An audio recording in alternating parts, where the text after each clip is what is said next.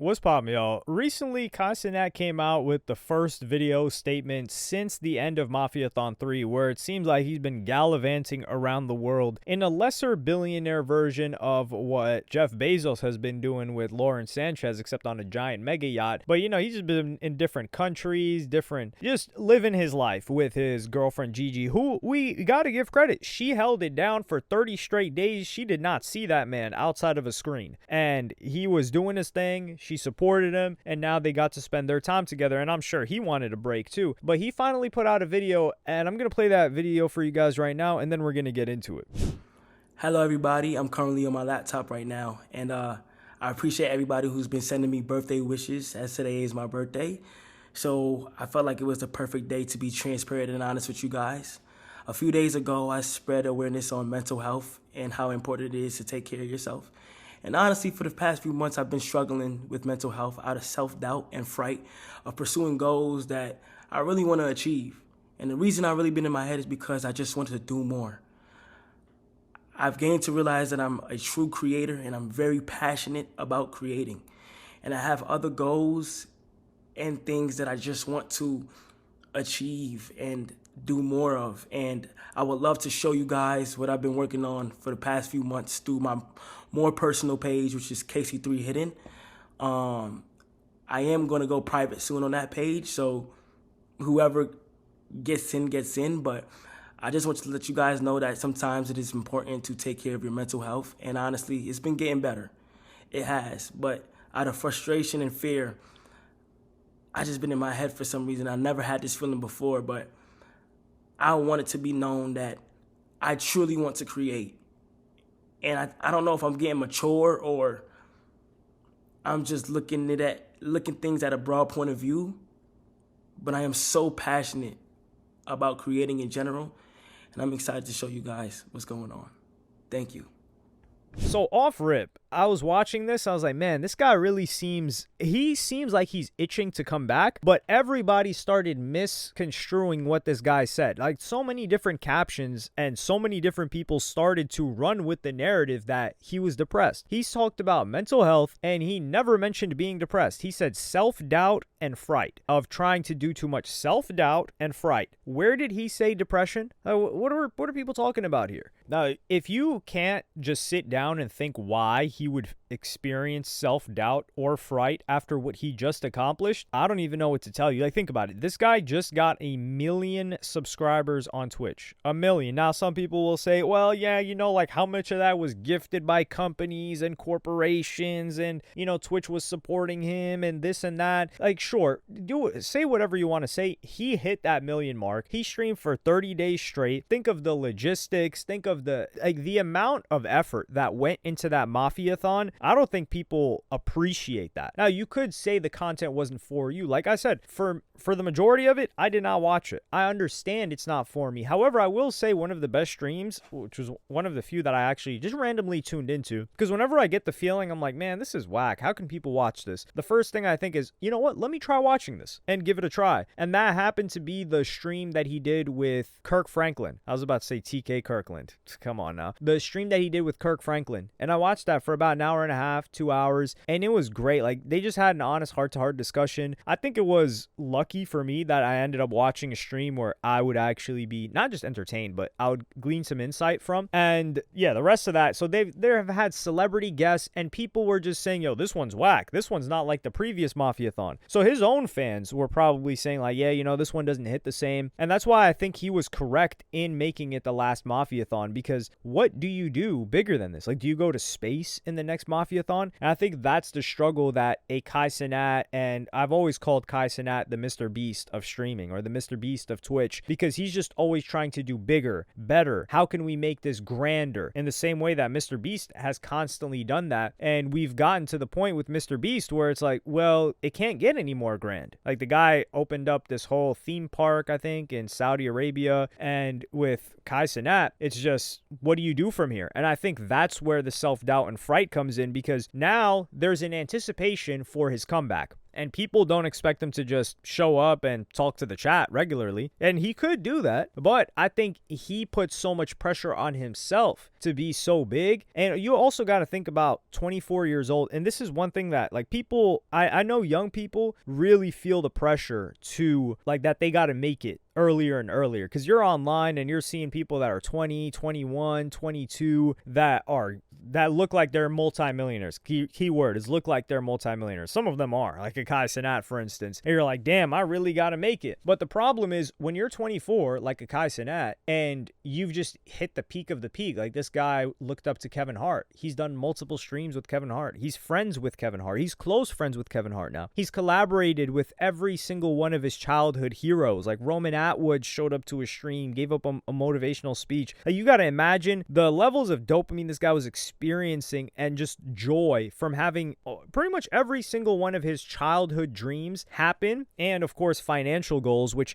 he's even made it clear. And that's why I like that stream with Kirk Franklin, where he was like, I had this opportunity with this deal on the table that was life changing, but I realized I don't care when I get to that money, that money goal, even though he didn't really have it. He said, my money goal is to make sure I was good and everybody's taken care of, and anything after that is what it is. And he already hit that himself. So that's why part of the reason why he neglected or rejected the gambling deal that was offered to him to go to Kick. And he didn't take that. But he's 24, has more money than he can spend, has so much fame, has achieved all of his damn near his wildest imaginations so much younger than he thought he could. So it's like, there's all this time left in life. What does he do now? Not only that, he's also put several people on. Like, he put on Ray, like completely put on. We're talking, he put on Ray as a completely new streamer. Like, he took a guy from East Asia that could barely speak English and made him a star in streaming in the US market, English speaking market as well. I mean, he brought Tota from Brazil. He got him over here. And not only that, he's bringing these people, like he took that guy out of the military. That guy would have had to do mandatory military service. He brought him to the US. He got him out of that. That people don't give him enough credit for that. Like,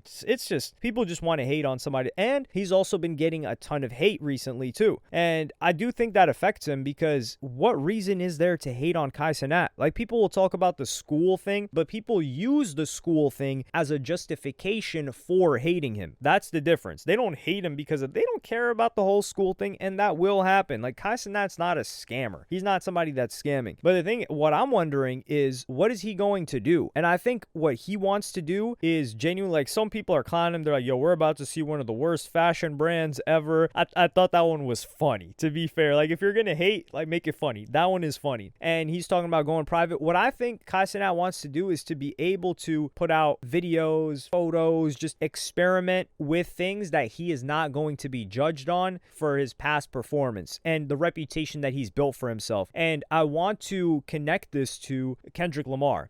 That's some people are like, wait, well, what do you mean? Well, and I said this years and years and years ago, before reference tracks even leaked, that my theory was that Kendrick Lamar, Baby Keem was a vessel for Kendrick Lamar to explore a different artistic side of him that would not be received well by his mainstream fan base because of the expectations that they have of him, of lyricism and all of these other things. So he would collaborate with Baby Keem, and we've seen so many reference tracks come out of that have leaked, and he can release that music. It can help his cousin have a successful career. And I do think Baby Keem, of course, he's not just like Rihanna that just shows up, they have the track ready. And this isn't to denigrate Rihanna, by the way. Love Rihanna's music. But it's not something like that where Baby Keem just shows up and he records the track. I do think there's collaboration involved, but it's this artistic outlet that he's allowed to have that he couldn't do under the moniker of a Kendrick Lamar, because it would taint the reputation and probably even his catalog. That's what people would consider. And somebody that you always got to have respect for is Ye, because he doesn't care. He's like, yo, this is Ye. This is what I got right now. Y'all are going to listen to it. And he doesn't care about muddying his discography like other artists, which I do understand, not wanting to muddy your discography, like, and having a different identity for things that you want to experiment on. I completely understand that. But the fact that I understand that means that you got to give even higher praise for a Ye that's so confident in himself that he doesn't care how it's going to perform commercially. He doesn't care if people are going to like it or not, or if they're going to pick up on it later. Like Yeezus was the best example of that. When that came out, it was so it was hated an insane amount. So Kai Cenat, I think he just wants to put out stuff without pressure, and it may not even be streaming necessarily, because what else is he going to, I think he enjoys streaming, but what else is he going to do on stream? And the way that you're seeing Kai Cenat talk here, it's almost like he's growing into himself, where he's like, yo, I've been chilling. Do I really want to keep putting on this act for kids, or do I want to, make something a little bit more, not mature is the word, but just grow with his audience, as opposed to just constantly making young person content? And by young, we're talking anywhere from like under 16, really. What's another funny thing is Rakai reacting to this, who is one of the people that Kai Cenat put on as well. And I'm gonna play you guys that clip right now. To be honest with you guys, a few days ago, I spread awareness on mental health and how important it is to take care of yourself. And honestly, for the past few months, I've been struggling with mental health out of self-doubt and fright of pursuing goals that I really want to achieve. Watch anime one time, now you got mental health problems, gang. Be for real. Oh, chat. Watch anime one time, one episode. Now you got mental health, gang. But chat, what is mental health though? I know, chat. I know, like mental health is like, okay, mental health. Like, I'll say like, chat, like, what is like, how I say it, bro? Like, chat, what's what's the question? Hold on. So this kid, he doesn't even understand it. And this is the funny thing, this Rakai guy, unless he's not, now, if Rakai is a little bit underneath the average, intelligence, he may never experience what Kai Cenat is experiencing, but I do think that he will experience this soon, or within the next 3 years, because right now he's just experiencing the high. He's like, yo, I'm lit, I'm popping, I'm doing whatever I want. Like, you're a little kid and you get to do anything, and you're making a ton of money. So he's in the elation phase right now. But after a couple of years, even Aiden Ross experienced it, and he went down the dark path, unfortunately. And dark path by not making any judgments on what he's promoted or things like that, but just a self-destructive path where he just constantly gets fat, just doesn't stream consistently even though he says he is, the lean, all the other things. I think Rakai doesn't understand because he hasn't grown up yet. But when he's had a couple of years of living life at the top, and then you're like, okay, well, what's next? Then he's going to experience this as well. And you got to think, Kai Cenat's been on it for 5 years, just straight content. This is probably the longest span where he wasn't planning something either. We don't know what he's planning. He's been showing that he's been reading different books and things like that. And people have been clowning him and just making fun of him. But he's taking the time to actually reflect and develop. And this is something that artists get to do that a lot of content creators and streamers don't, because there's somewhat of a rat race to it where it's like, oh, if you get off the horse, someone else is, coming up right beside you that's trying to take your spot. But what artists will do, and Kendrick Lamar does this, like they'll drop an album and then they'll go through the whole cycle, which is like the promotion for the album, the release of the album, the promotion after the release, then the tour, and then maybe take a break and go live life a little bit, and then come back with material for the new album. Now, some people like A$AP Rocky have been living life for a little bit too long, saying we need him back, but others, they don't even take that time, and their music kind of suffers or it stagnates. And you can tell with certain people. Now, some people, they're able to integrate the two, like for example, a Future, his life and his music are one and the same, so it helps him. But with a Kai Cenat, I think taking time away from streaming is one of the best things. I'm really interested to see what he puts out from here. And I hope that he doesn't let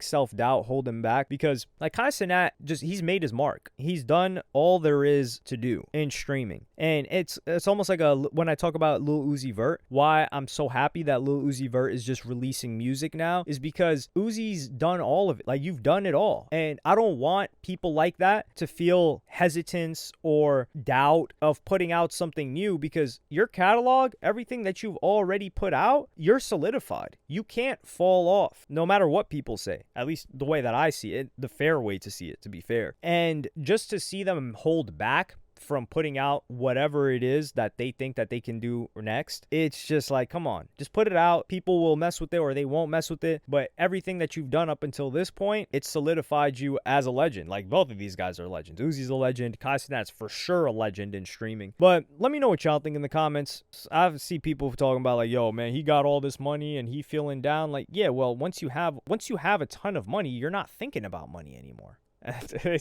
You get new problems. But let me know what y'all think in the comments. Like and subscribe and hit the notification bell if you enjoyed. And I'm gonna see you on the next one.